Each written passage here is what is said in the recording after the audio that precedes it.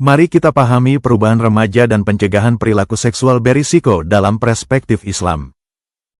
Buat di-post di Instagram juga. Hapus gak? Jangan dong. Hapus ini gak? Gak bisa, Gak bisa. Sini gak apa ya? Udah kunci lagi nih passwordnya apa? Sini gak? Cepet. Siniin gak mau tahu. No. Ra. Bim.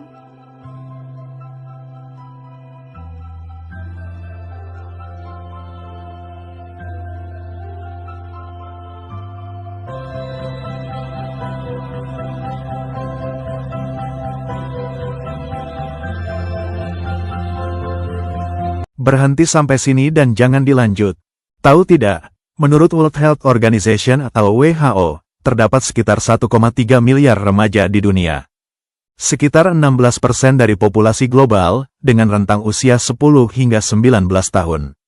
Masa remaja merupakan fase transisi dari anak-anak menuju dewasa. Apa saja sih yang dialami oleh remaja? Pada masa ini, remaja mengalami berbagai perubahan, baik secara fisik, emosional, maupun sosial. Perubahan yang terjadi pada masa remaja merupakan proses yang alami. Remaja mulai mengenal jati diri, emosi lebih sensitif, dan muncul ketertarikan terhadap lawan jenis.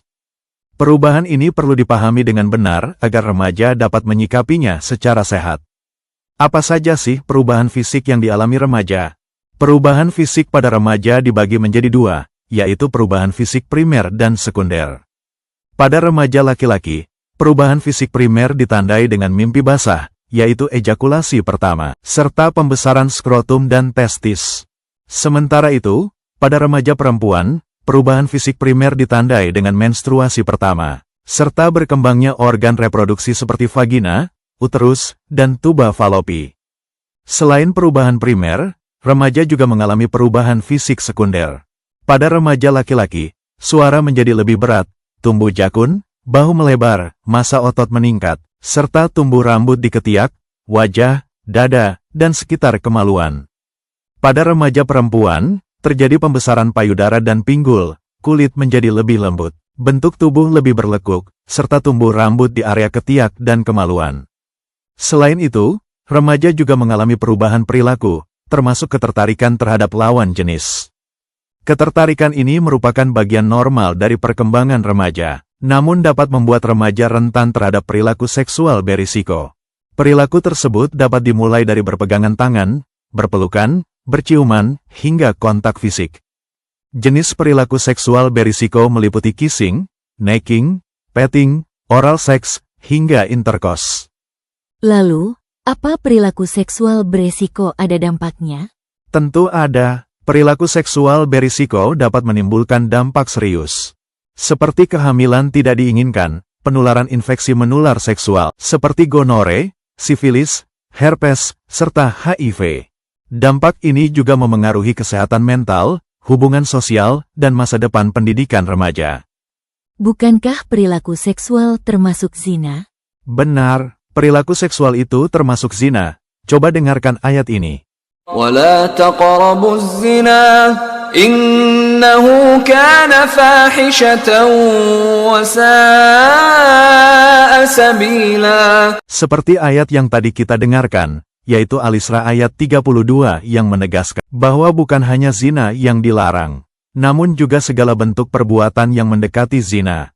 قل للمؤمنين يغضوا من أبصارهم ويحفظوا فروجهم ذلك أزكى لهم إن الله خبير بما يصنعون وقل للمؤمنات يغضضن من أبصارهن ويحفظن فروجهن ولا يبدين زينتهن إلا ما ظهر منها وليضربن بخمرهن على جيوبهن ولا يبدين زينتهن إلا لبعولتهن أو آبائهن أو آباء بعولتهن أو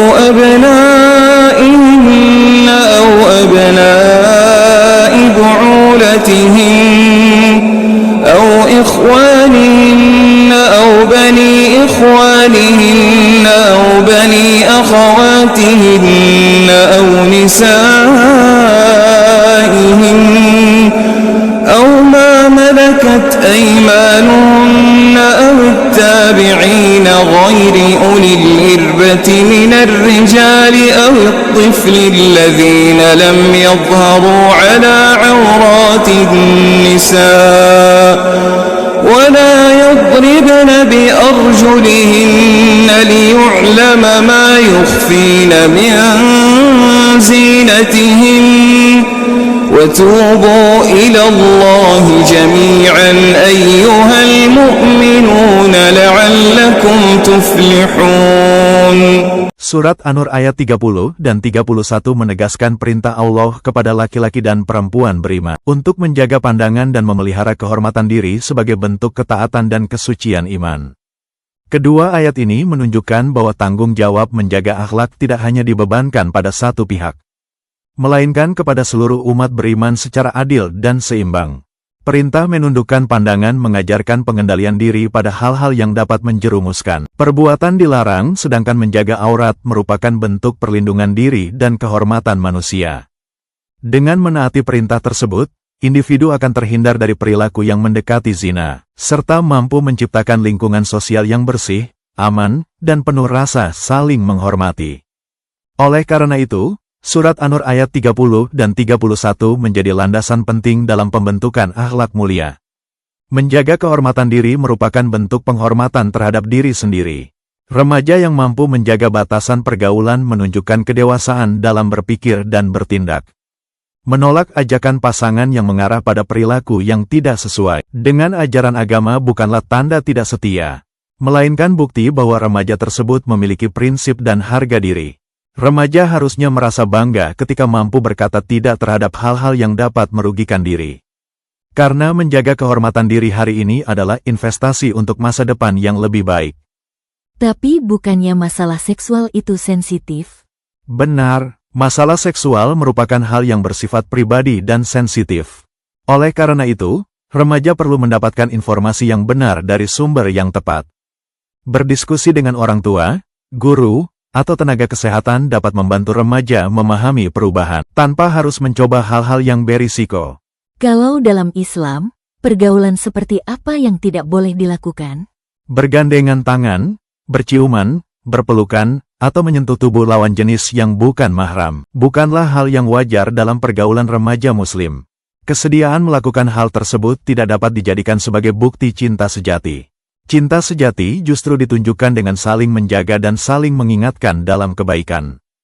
Kalau gitu, perilaku seksual beresiko apa bisa dihindari? Bisa, perilaku seksual berisiko ini dapat dicegah dengan berbagai cara. Seperti menggunakan pakaian yang menutup aurat merupakan salah satu bentuk menjaga kehormatan diri. Serta menghindari rangsangan dan situasi yang dapat mengarah pada perilaku seksual berisiko. Termasuk menghindari khalwat atau berduaan dengan lawan jenis yang bukan mahram. Juga lingkungan pertemanan yang positif membantu remaja untuk saling mengingatkan dan saling menjaga. Kesimpulan dari video ini menunjukkan bahwa Islam mengajarkan pentingnya menjaga pandangan. Allah memerintahkan laki-laki dan perempuan yang beriman untuk menundukkan pandangan dan menjaga kemaluan sebagai bentuk ketakwaan kepadanya. Menjaga pandangan berarti tidak melihat hal-hal yang dapat membangkitkan hawa nafsu, baik secara langsung maupun melalui media digital. Karena apa yang dilihat oleh mata dapat memengaruhi hati dan pikiran. Oleh karena itu, menjaga pandangan merupakan langkah awal dalam menjaga hati dan perilaku. Didasari hadis Nabi riwayat Umar bin Al-Khattab, di mana iman itu adalah engkau beriman kepada Allah, malaikat-malaikatnya, kitab-kitabnya, rasul-rasulnya, hari akhir, dan beriman pada takdir. ثم جعلناك على شريعة من الأمر فاتبعها ولا تتبع أهواء الذين لا يعلمون. Ayat ini menegaskan bahwa Allah telah menetapkan jalan hidup yang jelas, syariat, bagi manusia. Umat Islam diperintahkan untuk mengikuti ketentuan Allah dan tidak menuruti hawa nafsu.